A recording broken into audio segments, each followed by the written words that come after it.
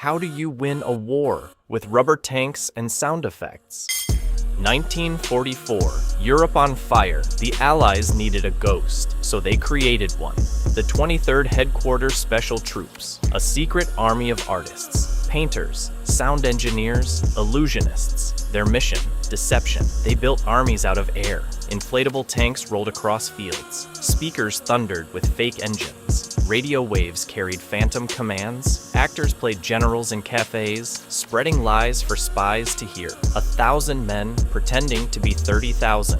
Then, their masterpiece at the Rhine. Fake buildup, real invasion elsewhere. 2 panzer divisions misled completely. The secret stayed buried for decades. Revealed only in 1996. The Ghost Army, artists who won a war.